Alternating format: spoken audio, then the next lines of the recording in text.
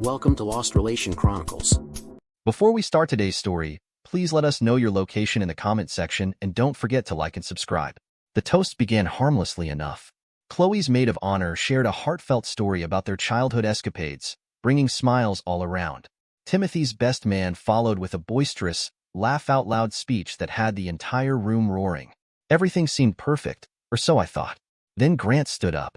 I remember glancing at Nina, who suddenly became intensely focused on her wine glass, swirling it as though she could disappear into the deep red liquid. That was my first sign that something was off. Grant began his toast with a smile that felt just a little too polished, a little too deliberate. "What a beautiful day," he said, raising his glass high. "Seeing Chloe here, so radiant, so happy, it fills me with pride. Pride in the strong, determined woman she's become. And pride in knowing I've had the privilege of watching her grow into the incredible person she is today." The words themselves weren't exactly out of place, but the way he delivered them, the tone, the emphasis, sent a ripple of unease through me.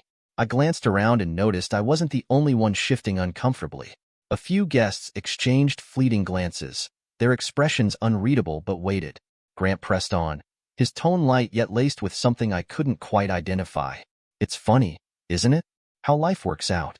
Some bonds are forged by blood, others by love, and sometimes it's both. Chloe, you've always been family to me in every way that matters." My heart skipped a beat. What the hell did he mean by that? Nina's hand darted out, gripping her glass so tightly her knuckles turned white.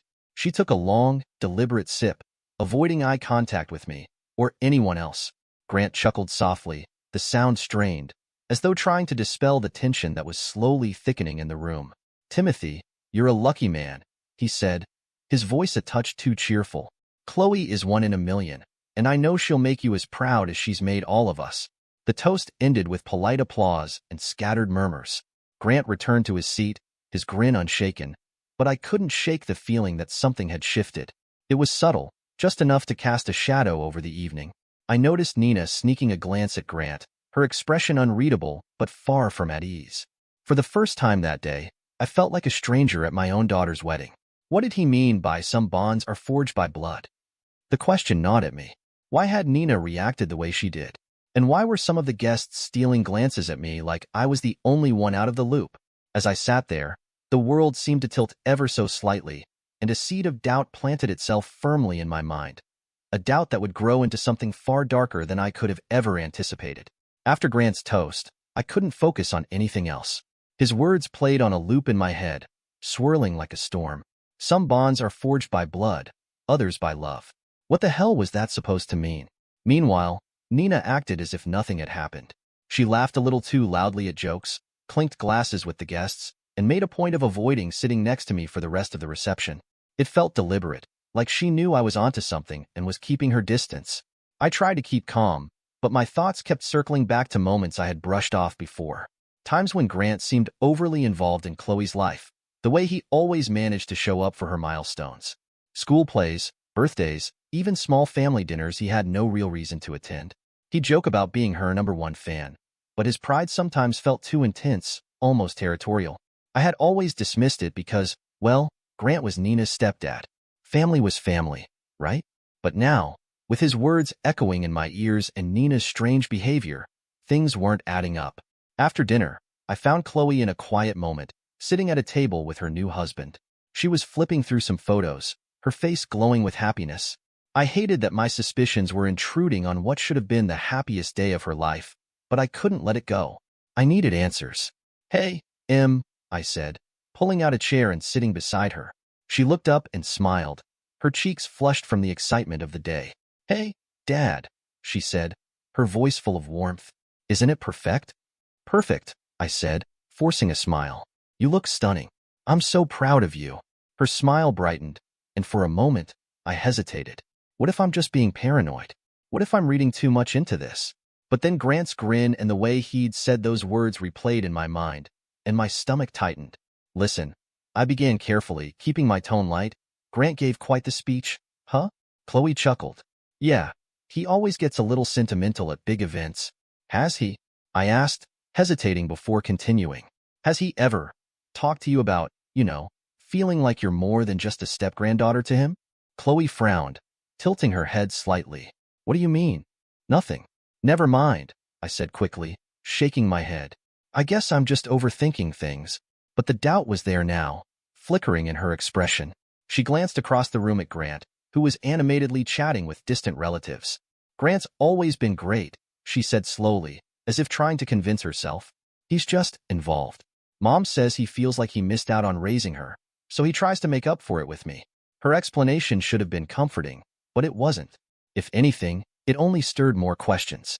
Later that night, after most of the guests had left, I found Nina alone in the bridal suite. She was standing in front of a large mirror, removing her jewelry. She hadn't noticed me yet, and I lingered in the doorway, watching her. She looked tired but calm, like someone who thought they'd narrowly avoided disaster. "Nina," I said, breaking the silence. She flinched, then quickly recovered, turning to face me with a practiced smile. "Evan, you scared me. We need to talk," I said, stepping into the room and closing the door behind me. She sighed, her posture stiffening. "About what? You've been acting strange all night." "Don't play dumb," I said, my voice sharp enough to make her eyes narrow. "Grant's toast. What did he mean by that?" Her expression hardened. "Evan, he was just being sentimental. You're overthinking it." "I don't think I am," I shot back. "In fact, I think you've been hiding something from me for a long time. Something about Chloe." The color drained from her face, and for the first time that night, she looked genuinely shaken. "Don't," she said quietly, almost pleading. "Don't what?" I demanded, my voice rising. "Don't ask questions? Don't dig into why Grant acts like Chloe is more than just his step-granddaughter? Or don't uncover whatever the hell it is you're so desperate to keep buried." "Stop it, Evan," she snapped, her tone sharp and cutting. "You're ruining a beautiful day with your stupid insecurities." "Insecurities?" I let out a bitter laugh. "Nina, I've worked 2 jobs for 5 years to give our daughter the wedding of her dreams. And now, on the day I should be celebrating, I'm standing here wondering if she's even mine. Do you have any idea how that feels?" She froze, her mouth opening and closing as though she wanted to say something but couldn't find the words. I stepped closer, lowering my voice but not the intensity. "Tell me the truth, Nina. Is Grant Chloe's father?" Her reaction wasn't what I expected. She didn't deny it outright, but she didn't confirm it either. Instead, she just stared at me, her jaw tight, her eyes blazing with defiance. "This isn't the time or place," she said finally, her voice trembling but resolute. "You don't want to do this, Evan." Her refusal to answer was all the confirmation I needed. My entire world shifted, the ground beneath me feeling less solid with every passing second. "I'll find out," I said coldly. "If you won't tell me, I'll find out myself." Her lips pressed into a thin line, and for the first time, I saw fear in her eyes. Fear and something else. Something that looked an awful lot like hatred. That night, I didn't sleep. After the wedding, I drove home alone, leaving Nina to stay at the hotel with Chloe and the other guests who had booked rooms. We didn't argue about it, and there wasn't any pretense of an excuse. She didn't even ask if I'd be staying. I think we both knew that if we shared the same space that night, something would explode, and neither of us wanted to face the fallout just yet. The house felt unnaturally quiet when I walked in. My footsteps echoed down the hallway, and for the first time, it felt like I didn't belong there. The walls were lined with pictures of Chloe as a little girl. Her first day of school, her first soccer game, her high school graduation. They were moments I had always thought were mine. Now, every smiling photo felt like a cruel lie, a bitter joke the universe was playing on me. I sat at the kitchen table, a bottle of whiskey and my laptop in front of me. Sitting in silence, drowning in my own thoughts, wasn't an option. I needed answers, something concrete to hold on to. Opening the laptop, I typed the question I never imagined I'd have to ask. How to do a DNA paternity test without the other parent knowing. It wasn't hard to find what I needed. Dozens of companies offer discrete testing kits, just a simple cheek swab or a hair sample, and they'd handle the rest. The real challenge would be getting a sample without raising suspicion. Chloe didn't live with us anymore, but she often left things behind when she visited. If I searched, I might find something, a hairbrush, an old toothbrush, anything. I clenched my fists, disgusted with myself. Was this really what it had come to? Secretly testing my daughter's DNA because I didn't trust my wife? But then Grant's words came back to me. Nina's reaction. The fear in her eyes during our argument. Yes, this was what it had come to. The next morning, I went into the room Chloe had used when she stayed with us. It was like stepping into a shrine. Her posters still hung on the walls, her childhood trophies lined the shelves, and even some old clothes remained in the closet. My heart twisted as I searched through her belongings, feeling like a thief in my own home. Eventually, I found a hairbrush tucked away in a drawer. The golden strands tangled in its bristles made my chest tighten. I sealed the brush in a plastic bag and immediately ordered a DNA test kit online, opting for express delivery. By the time Nina came home that evening, I had hidden the bag in my office drawer. She walked in quietly, saying little. No apologies. No explanations. She greeted me with a curt, emotionless hey, as though nothing had happened. Hey, I replied, watching her closely. She poured herself a glass of wine and settled onto the couch, scrolling through her phone like it was any other evening. I waited, hoping she'd say something, offer an explanation, a defense, anything. But she stayed silent, playing it cool, pretending everything was fine. About last night, I began, keeping my voice steady but low. She didn't even glance up from her phone. I don't want to talk about it. Well, I do. She let out a dramatic sigh, finally setting her phone down. What do you want me to say, Evan? That you're crazy? That you're blowing this out of proportion? Grant's toast meant nothing. You're making a big deal out of nothing.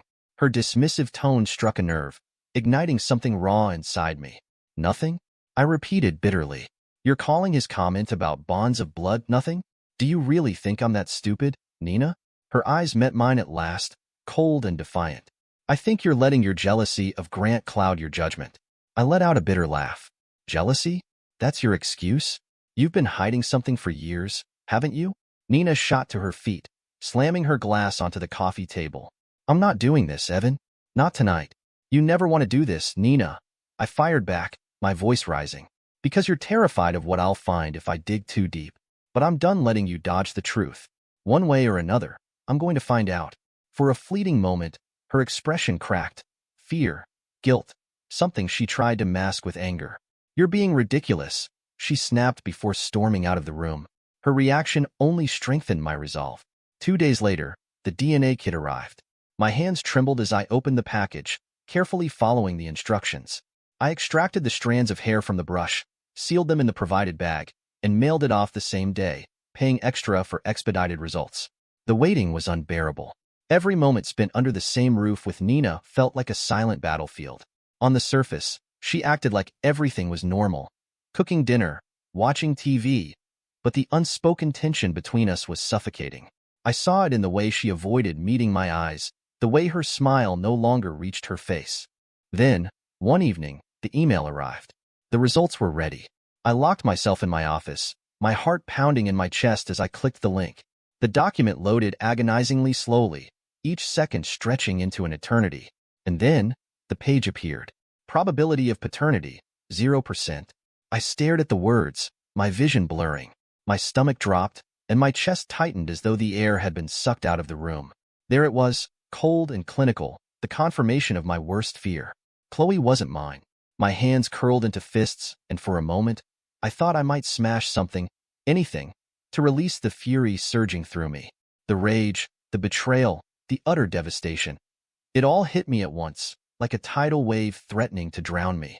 But slowly, the storm inside me began to subside. Not because the anger had faded, it hadn't, but because something colder and sharper took its place. Resolve. This wasn't over. Not by a long shot. Nina and Grant had lied to me, stolen years of my life, and made me their unwitting pawn. But they had underestimated one thing. I wasn't the kind of man to let betrayal slide. This was only the beginning. The truth burned in my chest like acid. Every time I glanced at Chloe's photos on the wall, her smiling face frozen in time, my heart shattered a little more. I loved her, and nothing could ever change that. But the betrayal behind her existence was unbearable. Nina had taken something sacred from me. Every memory, every moment I'd cherished as a father, had been tainted by her lies. And yet, it wasn't just the rage or the grief that consumed me. It was the questions. How long had Nina and Grant been deceiving me? Had she ever truly loved me? Or was I just a convenient fool to raise another man's child? How many people in our lives had known the truth while I lived in blissful ignorance? The days after the results were a blur of cold, simmering silence and calculated planning. I avoided Nina as much as I could, my mind consumed by a single goal, justice. She had stolen 5 years of my life, my trust, and my dignity. And I wasn't going to let her get away with it. But first, I needed proof. Proof of who Chloe's real father was. The next weekend, I made my move. Without warning, I drove to Grant's house. It was a modest place about 30 minutes away. I didn't call ahead, didn't give him time to prepare. When he opened the door, the smug smile that greeted me made my blood boil. Clearly, he thought this was just another friendly visit. "Evan, didn't expect to see you today," Grant said, leaning casually against the doorframe. "We need to talk," I replied, keeping my voice steady. He hesitated, his confidence flickering for just a moment before stepping aside. "Sure, come on in." The house was painfully neat, almost like he'd staged it to project control and order. It only made my stomach churn. We sat in the living room, and I wasted no time. "Chloe isn't my daughter," I said flatly, locking my eyes on his. For a split second, his face betrayed him. A flicker of guilt, fear, or both. But he quickly covered it with an expression of feigned confusion. "What are you talking about, Evan?" "I did a DNA test," I said, leaning forward, my voice cold and steady. "She's not mine. So I'll ask you once, are you her father?" Grant let out a nervous laugh, shaking his head. "Evan, you've been under a lot of stress lately. I think you're letting your imagination run wild." "Don't lie to me, Grant," I growled, my voice rising as I stood. "You stood at her wedding and practically bragged about it. Bonds of blood? Give me a break. How long have you and Nina been screwing me over?" That struck a nerve. His smug smile faltered, and for a brief moment, I thought he might actually confess. But then he leaned back in his chair, crossing his arms with an infuriating shrug. "You don't have any proof of that," he said, his tone dripping with smugness. I clenched my fists, barely holding back the urge to wipe that grin off his face. "Maybe not yet," I said, my voice low and venomous as I stood. "But I will. And when I do, you and Nina are going to wish you'd never crossed me." Grant's expression darkened, but he said nothing. I left his house seething, my blood boiling with rage. But deep down, there was a grim satisfaction. He hadn't denied it outright. That hesitation, that flicker of guilt, it was enough to keep me going. The next few days were spent in a relentless search. I dug through every detail of Grant's and Nina's lives. Old photos, receipts, even social media posts. I wasn't going to stop until I had proof. And then I found it. A photo from over 20 years ago, taken at a family barbecue. Nina stood next to Grant, her body angled toward him in a way that felt far too intimate for a stepfather and stepdaughter. But it wasn't the pose that stopped me. It was the date. The photo had been taken 9 months before Chloe was born. My chest tightened as I stared at the screen.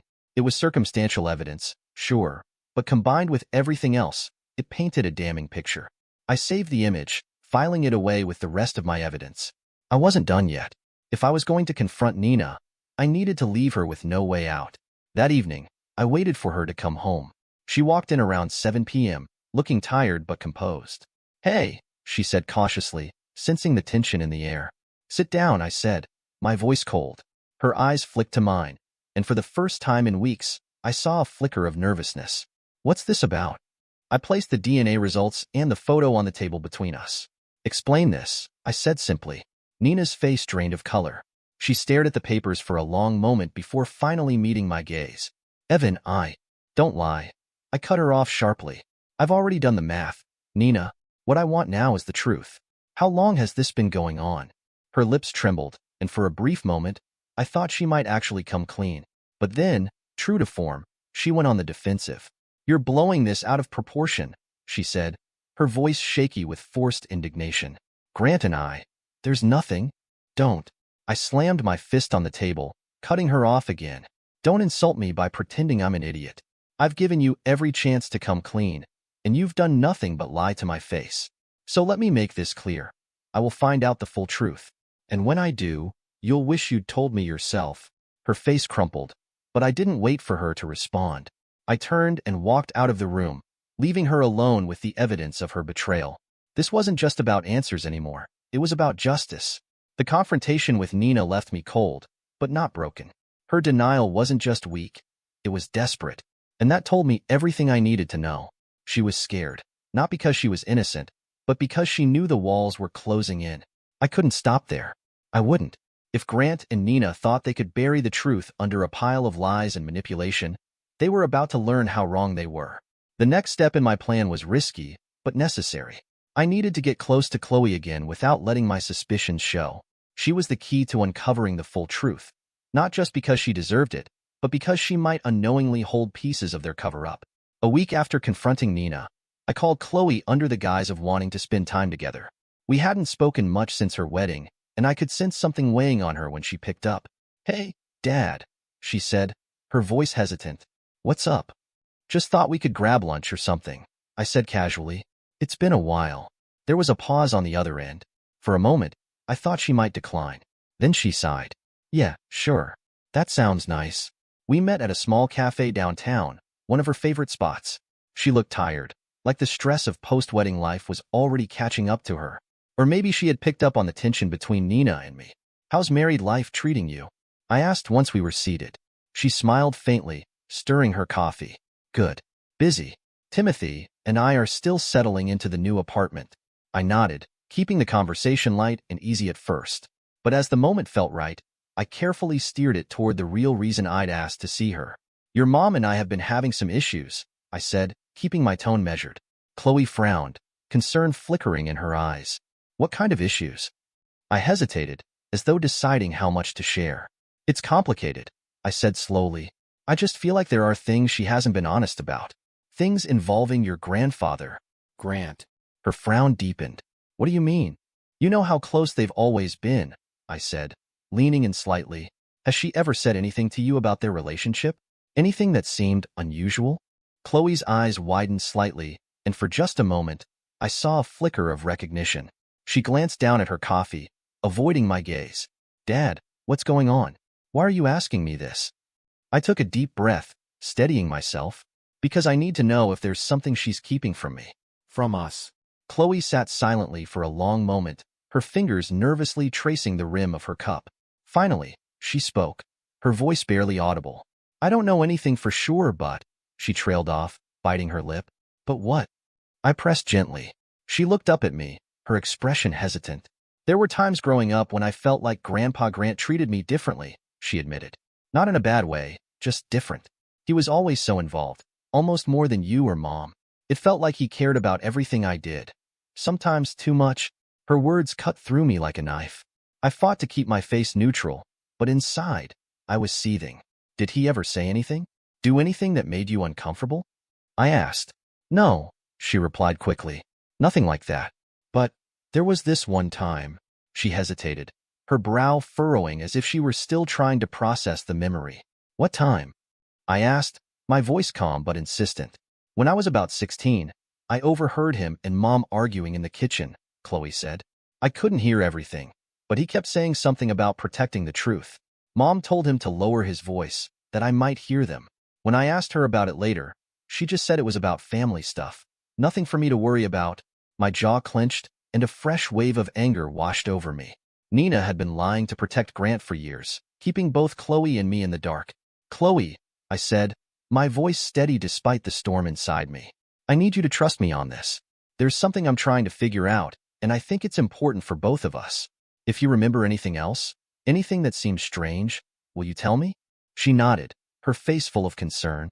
"Of course, Dad. But are you okay? You seem different lately." "I'm fine," I lied, forcing a smile. "Just trying to sort some things out." We finished lunch, and as I walked her to her car, I felt a mix of guilt and determination. I hated dragging her into this mess, but if there was one thing I was certain of, it was that Chloe deserved the truth just as much as I did. That night, I sat in my office, staring at the picture of Grant and Nina at the barbecue. The pieces were starting to come together, but I needed something more. A final, undeniable piece of evidence. And then it hit me. Grant wasn't just smug. He was arrogant. People like him always left something behind, some clue they thought they'd hidden well enough. I knew I had to find it. With that thought, I began strategizing my next move. It was time to dig deeper, go beyond the surface and uncover everything they'd been hiding. Nina and Grant had already taken so much from me, and now it was my turn to reclaim something. I wasn't about to let them win. They'd built their web of lies on my back, stolen years of my life, and turned me into a pawn in their twisted game. But I wasn't the same man I had been at the wedding. No more blind trust. No more excuses. It was time to bring their whole facade crashing down.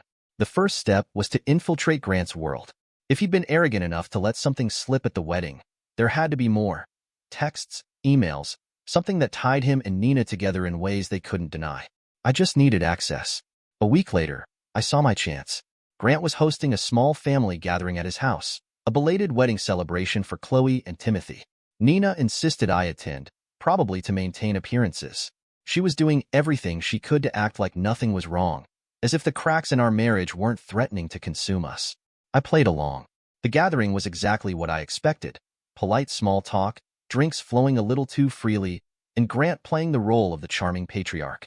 But my focus wasn't on the party. It was on Grant's office. After an hour of feigning interest in boring conversations, I excused myself, pretending I needed to make a work call. Grant's office was down the hall, tucked behind a closed door. This was my moment. The door wasn't locked, so I slipped inside, closing it quietly behind me. The room was spotless, bookshelves filled with dusty hardcovers, a pristine desk, and a laptop sitting in the center. My heart raced as I sat down and powered it on. Of course, the laptop required a password, but Grant's arrogance played in my favor. A sticky note tucked under the keyboard had the password written in plain sight. Grant 2021. I typed it in, and the desktop appeared immediately. I went straight for his email, not expecting to find much. People like Grant didn't leave obvious evidence lying around. But then, in the sent folder, I stumbled upon a chain of emails that made my stomach twist. The subject line was simply E, and though the messages weren't explicit, they didn't need to be. They were filled with phrases like, "We can't let him find out, it's better this way," and "Our secret is safe." The dates aligned perfectly with key events in Chloe's life. Her first day of school, her graduation, and even the wedding. One email in particular stood out. It was sent just weeks before the wedding, addressed to Nina. The message began, "I've been thinking about the toast. Are you sure this is a good idea? Evan isn't stupid. If he connects the dots, this could all blow up in our faces." Nina's reply was brief, yet chilling. "Stick to the plan. He won't suspect a thing." My hands trembled as I read their words.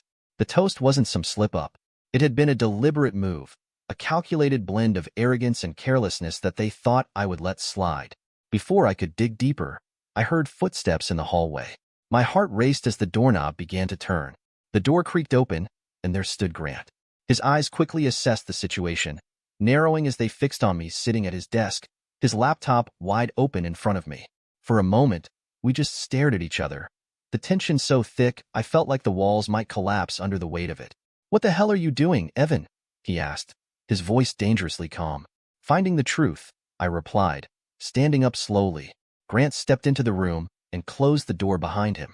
His expression shifted, no longer the friendly, charming persona he usually wore. This was the real Grant, cold, calculating, and dangerous. "You shouldn't have done that," he said, his voice low, menacing. "I shouldn't have trusted you." I shot back, my tone steady, "But that's over now. I know everything." Grant's laughter was quiet but bitter, like the sound of something breaking. "You don't know anything. All you have are suspicions and half-truths. You can't prove a damn thing." I smirked and held up my phone. "I don't need to. I've got enough right here to ruin you." For the first time, I saw Grant's composure crack. His jaw tightened, and his eyes flicked toward the laptop. "You think you're clever, don't you?" "No," I said, stepping closer. "I'm just done being your fool." Grant lunged for the laptop, but I was quicker. I slammed the lid shut and grabbed the device off the desk, tucking it under my arm. "This ends tonight," I said, my voice calm but firm. "Nina, Chloe, they're going to know exactly who you are."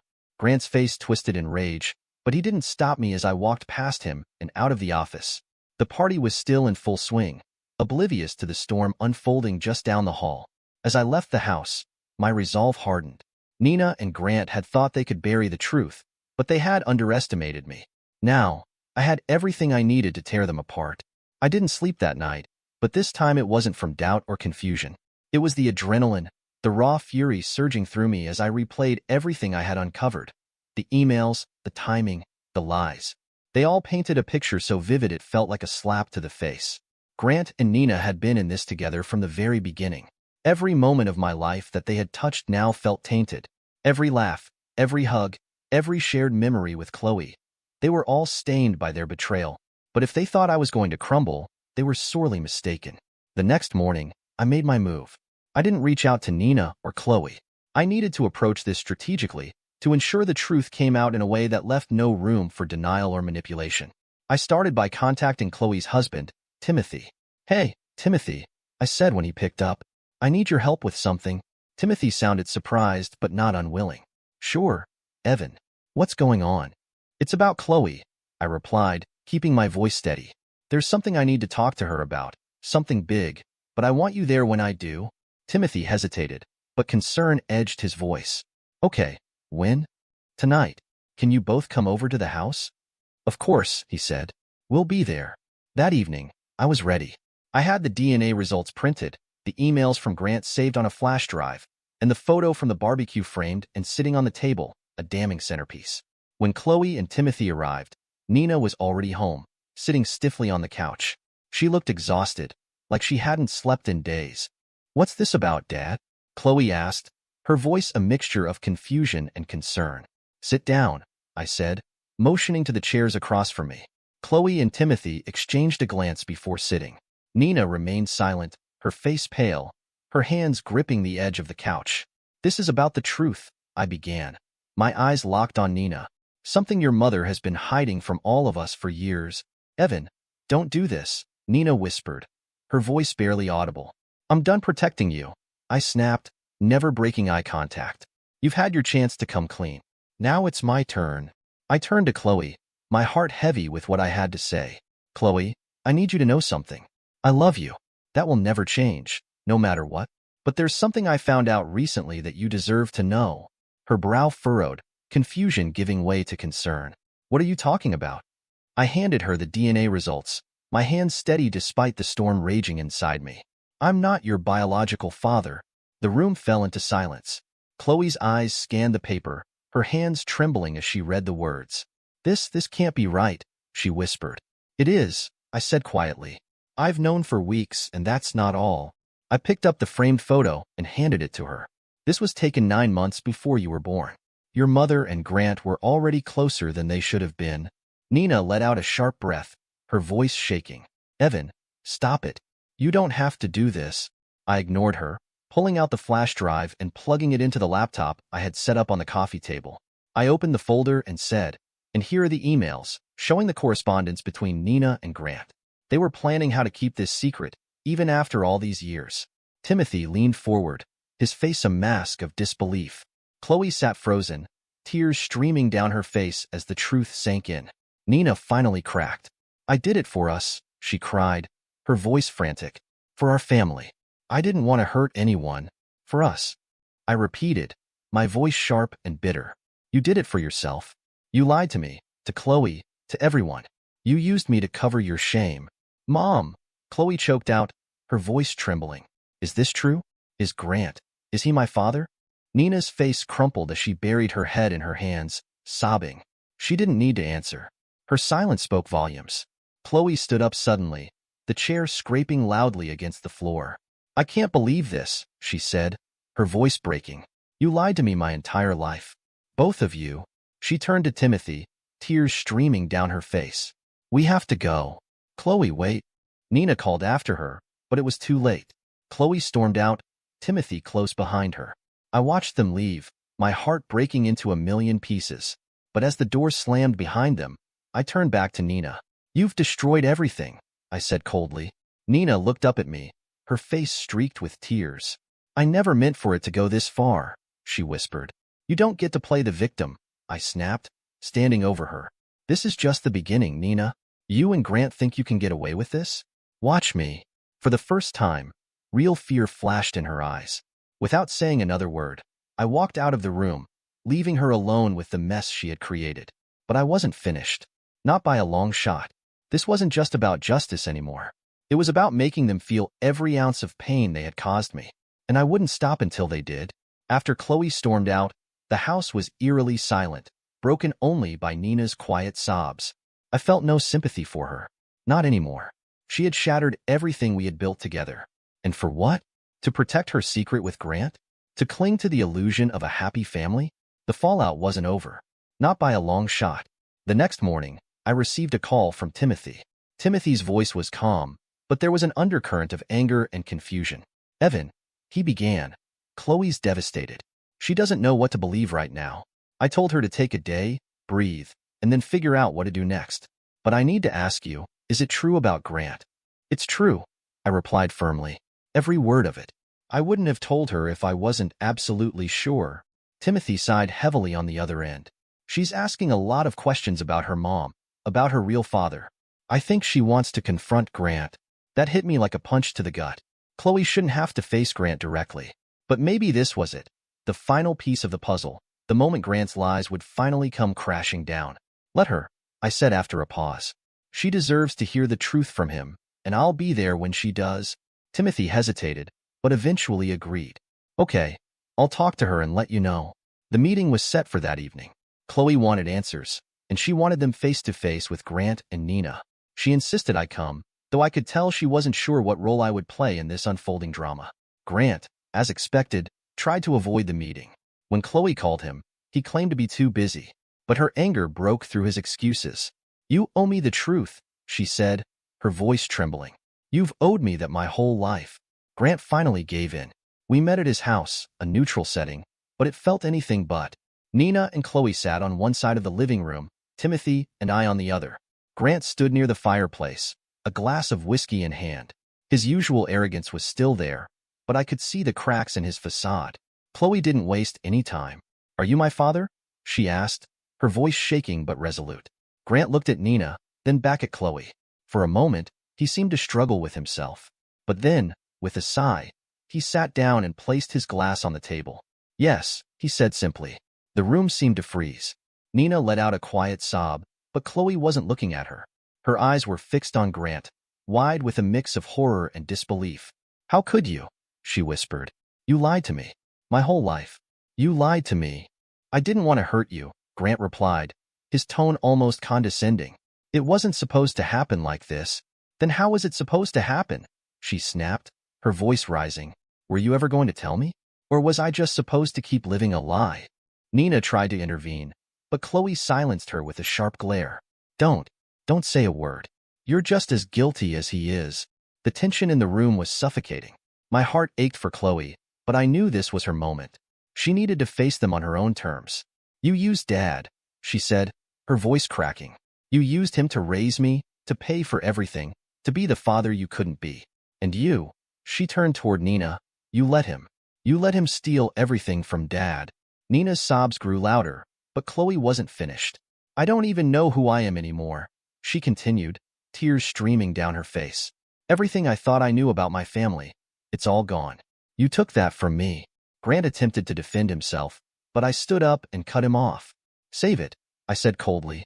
You've done enough damage. Grant glared at me, his composure beginning to crumble. And what are you going to do, Evan? He sneered. Ruin the family? Destroy everything over this? I stepped closer, towering over him. You already destroyed everything. But don't worry, I'm going to make sure everyone knows exactly who you are. Grant paled, his bravado faltering. You wouldn't dare, he muttered. Oh, I would, I said, my voice low and dangerous. Suddenly, Chloe stood up, the sound of her chair scraping across the floor echoing through the room. I'm done, she said, her voice trembling. I don't want anything to do with either of you. She turned to me, her eyes full of pain. Can we go? Of course, I replied softly. As we walked out, leaving Nina and Grant behind in their guilt and silence, a strange mix of emotions filled me. I felt sadness for Chloe, relief that the truth was finally out, and a growing sense of determination. This wasn't over. Nina and Grant had taken years of my life, stolen my family, and shattered my trust. But now, I had the truth, and I was going to make sure they never hurt anyone again. My revenge was just beginning. Leaving Grant's house didn't feel like closure. It felt like the first strike in a war that had been building for decades. The truth had come out, but that wasn't enough. Not yet. Chloe was devastated. Timothy was furious. And Nina? Nina was coming apart at the seams. I could see it in her wild eyes and trembling hands as she called out, begging Chloe to talk to her, to give her a chance to explain. But some betrayals are too deep for words. On the drive home, Chloe was silent, staring out the window with tears glistening on her cheeks. I didn't push her. What could I say that wouldn't sound empty? That I was sorry? That I should have known? Nothing could undo the pain she was feeling. When we pulled into their driveway, Timothy turned to me, his face somber. Thank you for being there tonight, he said. I nodded. Take care of her. Chloe didn't speak as she got out of the car, but before closing the door, she hesitated and looked back at me. I'm sorry, Dad, she whispered. Her words hit me harder than any betrayal. You don't need to apologize for anything, I said, my voice breaking. This isn't your fault, I said softly. Chloe nodded faintly before turning and walking into the house. I sat in the car for a long while, my eyes fixed on the dark street ahead. The weight of everything pressed down on me like a heavy blanket, but beneath it, a seething anger was rising. Grant and Nina had shattered my family, my trust, and Chloe's sense of who she was. They had used me as a pawn in their twisted game, and now they would pay. The next morning, I began putting my plan into action. I wasn't looking for just any revenge. I wanted something deliberate, something that would hit them where it hurt the most. Step 1. Nina. She was the mastermind behind the lies, the one who had carefully integrated Grant into our lives while keeping me in the dark. She had manipulated me, betrayed me, and let me pour my heart and soul into a family built on falsehoods. There was no way she was going to walk away unscathed. I started by collecting every piece of financial information I could find. Joint accounts, credit cards, savings. I knew Nina had been siphoning money for years, using family emergencies that always seemed to coincide with Grant's needs. I documented everything, creating a timeline of her spending that painted a damning picture. Next, I contacted a divorce lawyer, one recommended by a friend who'd been through a particularly brutal split. I laid everything out for him. The DNA results, the emails, the financial discrepancies. He listened carefully, his eyes narrowing as he took notes. This is going to get ugly, he said when I finished. Good, I replied, my voice steely. The lawyer smirked slightly. Then let's get to work. Step 2, Grant. He thought his arrogance would protect him, but he underestimated just how much leverage I had now. The emails alone were enough to destroy him, but I wasn't stopping there. Grant was a respected community leader, chairman of several boards, a generous donor, and a regular at every networking event. But behind the polished image was a man who had spent years manipulating those closest to him. I started small, anonymously forwarding a few of the less damaging emails to influential figures in the community, just enough to cast doubt on his integrity. Then, I dug deeper, compiling a comprehensive dossier of his financial dealings. I uncovered questionable donations and shady agreements that wouldn't sit well with the organizations he was involved with. I didn't release it all at once, too easy. Instead, I leaked it bit by bit, letting the scandal grow, feeding it to the right people until Grant's reputation was in shambles. The final blow came when I confronted Grant at a public charity gala. He didn't see it coming, too absorbed in charming the local elite. Having a good time? I asked, stepping into his line of sight. Grant froze, his face draining of color as he recognized me. Evan, he said, his voice tight. What are you doing here? I smiled, holding up a small envelope. Just thought you'd want a copy of this. It's a full breakdown of your donations.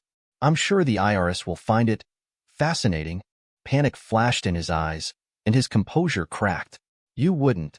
Oh, I already did. I cut him off, my tone cold. You think you can destroy my family and just walk away? Think again. He didn't respond, just stood there, a mask of fury and humiliation, while I walked away, leaving him to face the inevitable fallout. In the weeks that followed, everything fell apart for Nina and Grant. The divorce papers hit Nina like a ton of bricks, and the financial records left her with no ground to stand on. She tried to plead, to negotiate, but I refused to relent. Meanwhile, Grant became a pariah. His reputation was shredded, his finances examined, and his connections severed. The once proud patriarch was now just a disgraced figure, left to pick up the pieces of a life he had destroyed. Chloe pulled away from both of them, leaning on Timothy and me for support. She was still processing everything, but I could see her regaining her strength, little by little. As for me, I wasn't the same man I had been at that wedding. I'd lost so much, but in the process, I had gained something far more valuable: clarity. Nina and Grant had thought they could strip everything from me and walk away unscathed. They were wrong. Their lives were in ruins, but I didn't feel a sense of triumph. Revenge wasn't the glorious, satisfying crescendo that movies depict. It was cold, hollow, and, ultimately, necessary. The divorce was finalized within a few months. Nina walked away with little more than the clothes on her back and a small fraction of our savings, just enough to keep the courts off my back. I kept the house, the cars, and, most importantly, my dignity. Grant, meanwhile, slinked out of the community, his reputation beyond repair. Chloe and I began to rebuild, step by step. She completely cut off Nina and refused to acknowledge Grant. Timothy remained a steady support for her, and I was grateful she had someone like him to lean on. But the scars were deep, and healing wasn't going to be easy or quick. A few months after the storm had calmed, Chloe and I sat together on the back porch of my house, watching the sunset filter through the trees. It was the first time in weeks that she seemed truly at peace. "I still don't know who I am," she said softly, breaking the quiet. I turned to her, the weight of her words pressing on me. "You're Chloe," I replied. "You're kind, smart, strong, and brave. You're everything I hoped you'd be, and none of that has changed." She looked at me, her eyes glistening with unshed tears. "But I feel lost. Like my whole life was a lie." "It wasn't a lie," I said gently. "Not all of it. The love we shared, the memories we made, those were real. Just because you found out the truth about where you came from doesn't mean everything else was fake." She nodded slowly, taking in my words. "And you? How do you feel about all of this?" I leaned back in my chair, gazing at the horizon. "Angry sometimes, hurt, but mostly grateful." "Grateful?" she asked, her brow furrowing. "For you," I said simply. "For the chance to raise you, to love you, to watch you grow into the incredible woman you are. Biology doesn't change that. It never will." Her tears spilled over, and she reached for my hand, holding it tightly. "You'll always be my dad," she whispered. "And you'll always be my daughter," I replied, my voice steady despite the lump in my throat. In the months that followed, I found myself reflecting on the lessons this ordeal had taught me. Betrayal is a wound that cuts deep, but it also exposes truth you might never have seen otherwise. It showed me who I could trust and who I couldn't. To any man who might find himself in my position, my advice is this: trust your instincts. If something feels wrong, don't ignore it. Silence and doubt only grow. Fight for the truth, even if it hurts, even if it changes everything. The truth is always worth knowing. Love isn't always about blood. Family is built on the bonds you create, not just the ones you're born into. I lost a lot, but I gained clarity and a deeper understanding of what truly matters. It's the people who choose to stand by you, not out of obligation, but because they love you for who you are.